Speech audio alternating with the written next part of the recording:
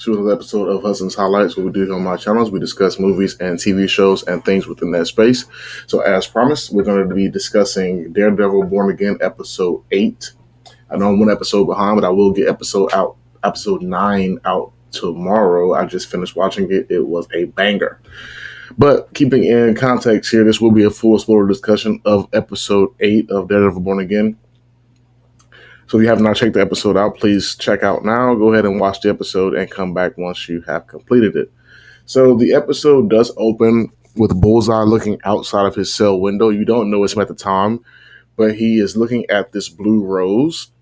And the good thing about that contrast is the whole screen is in blue. And it gives you the idea of how Bullseye sees when he's dived in or honed in on his abilities to basically become Bullseye, become a straight shot, if you will. He immediately after that is approached by some prison guards, and they are basically moving him to the general population. He is explaining to them that he's not supposed to be there, that someone told him something, but we don't really find out who that someone is or what that someone said, albeit that he is exclaiming that he is not supposed to be moved to general pop. It leads you to believe that someone made a promise to him, and that's why he's in the position that he's in. We cut from that to a scene with Fisk and Vanessa. They seem to have pretty much worked out their differences at this point in the episode. We do find out that, if you remember in episode 7, the antagonistic gangster named Luca was basically aligning himself to take Kingpin out. And it appeared that Vanessa may have been helping him. We find out pretty quick in this episode that she set him up, that she in fact did lead him to believe that Kingpin was alone so that Kingpin's henchmen could kill him. So they close that loop pretty much immediately when the episode begins. We cut from that to a scene with Dr. Glenn and Matt. And this is where you really get the context of them and how different their views are becoming. At one point in the season, it felt like they were aligned and that their views were pretty much aligned. And it started to trickle in when Matt donned the Daredevil persona once again, but now it's full separation. They have, and I was going to mention this point, they even have a very different view of how that it kind of went with the Muse. Whereas Matt's saying, Daredevil came to save you and Muse was there to kill you, you shouldn't see those two things as mutually exclusive. And she's saying, the reality of it is that they're both just boys hiding behind masks and spreading their pain around. Just showing you how different their viewpoints are becoming and where they stand with the vigilante thing and in life in general at this point. We cut from that to a pretty gruesome scene. We once again are back with Vanessa and Fisk, and they are going to this dungeon where he has kept Adam this whole time.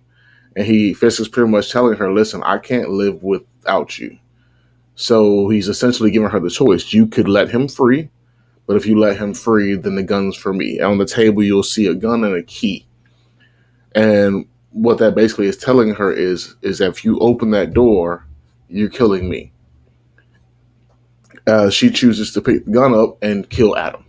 So it takes care of that right off the bat.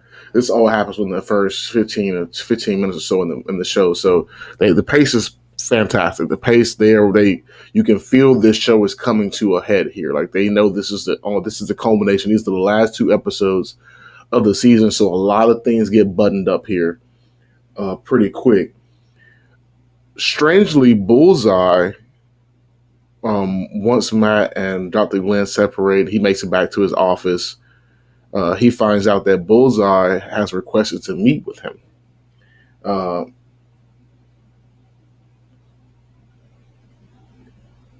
It immediately happens after he's been put in general population, of course, and that sparks some interest in Matt because Matt's thinking, why would he want to meet with me? Of all people, why would you want me to be your defendant?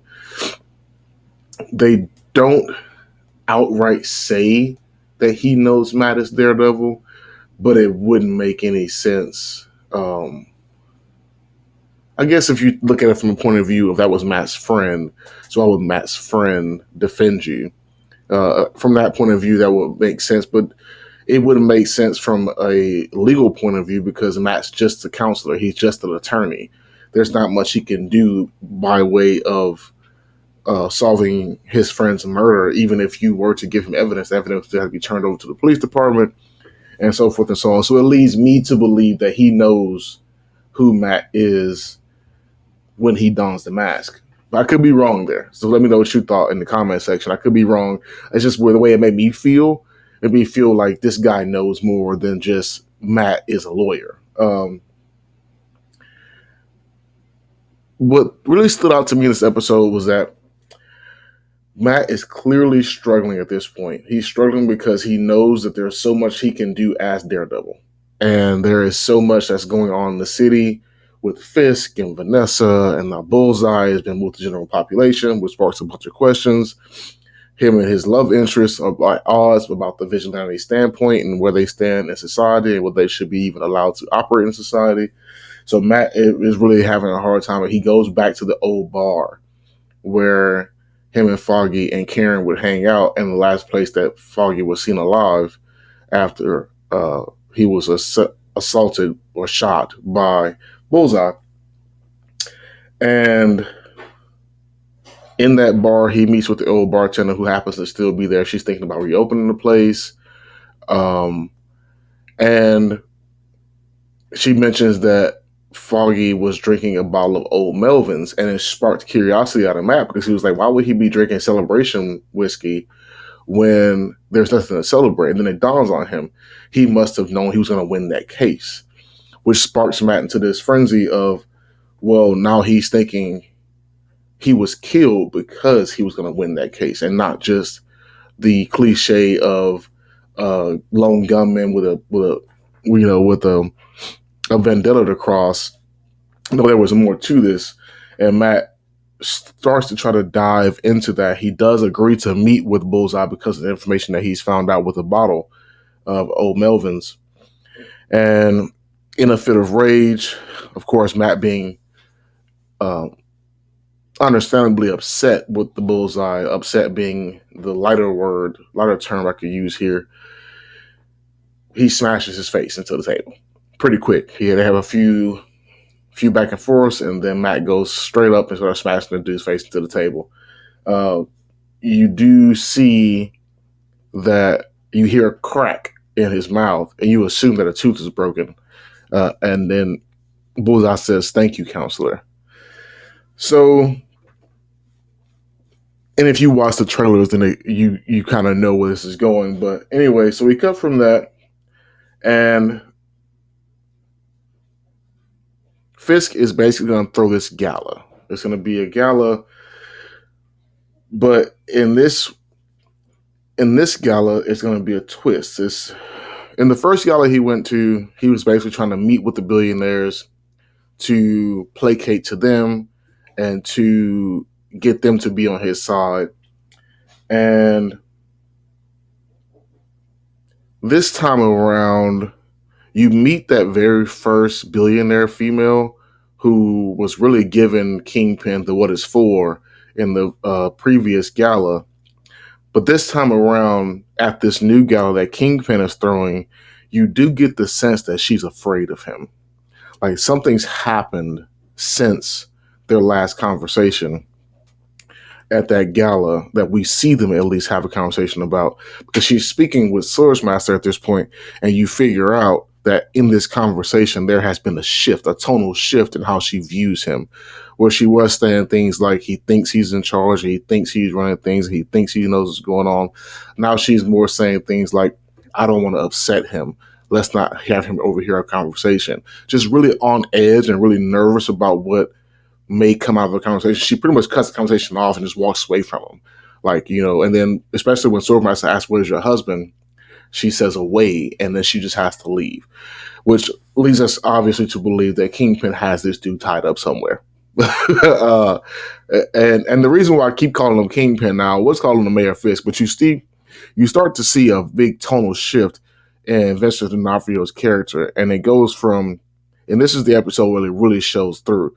It goes from him playing mayor to him basically showing everybody, I've been Kingpin the whole time, and if you thought you had one over on me, you really didn't, which was pretty cool.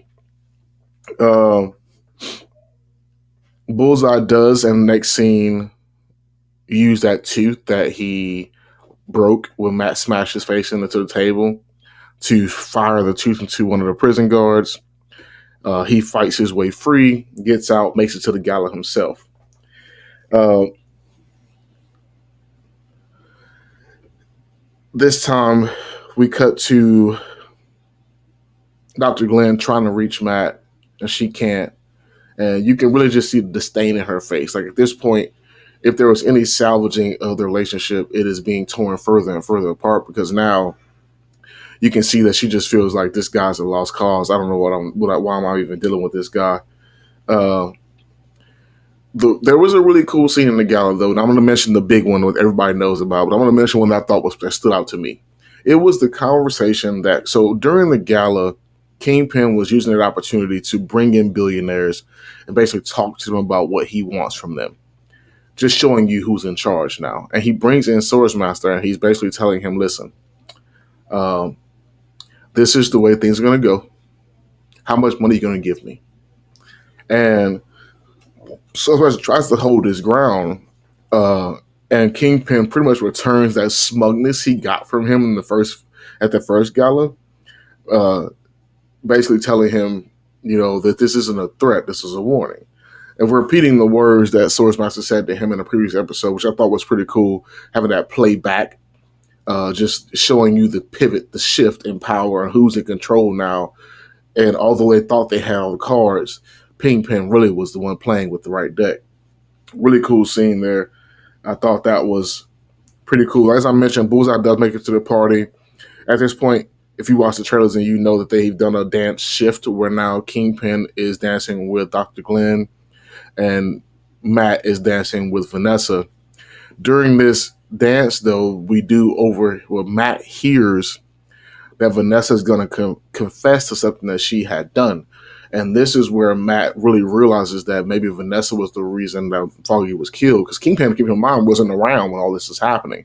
He wasn't in town for this. So for him to be the one to have the trigger pull would have been odd. So this is where Matt deduces that it was Vanessa who probably was the reason why his friend was killed.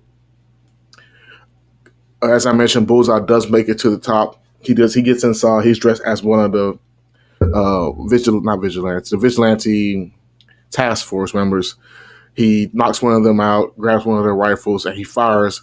But for some reason, Daredevil takes the bullet for him. And this is really the end of the episode. What puzzles for me, and I'm sure they will wrap this up next episode, is a few things. One, the big tonal shift from Dr. Glenn, because she must be leaning towards being on the side of Kingpin at this point. Because some of the things that Matt's saying, even if you don't believe in the vigilante lifestyle, I mean, when someone says, well, the dude did come and save your life, you kind of got to think, well, yeah, he's right. They weren't just fighting it out and I happened to be in the room. You know what I mean? Like, he broke in and was freeing you. So just some of the things that especially with her profession being what it is, you think that she'd be a little more savvy in that space. Another thing is, I like to have them answer is, why did Vanessa, if it is true that she's the one that got Foggy killed, why? And obviously she used Bullseye, so there had to be a reason for that as well. And then, of course, the big burning question for me that I want to wrap up in the next episode that I'll do tomorrow for episode 9 is, why would Daredevil, of all people, decide to take a bullet for Kingpin? That it would have been just as easy if you just allow that dude to. Well, I mean, narratively, I get why you don't do that. If you're making a Daredevil show, you kind of want to keep him alive. But as far as the audience, I would love to know how they plan to explain that to us. And then now, what do we do now with Bullseye? Is he going to get away? Is he not going to get away? Few questions with one episode to go. So here's hoping that we get all the answers we're looking for. If you have not already, please like and subscribe to the channel. Thank you for watching so far in this episode of Hudson's Highlights. I will see you tomorrow. Take care.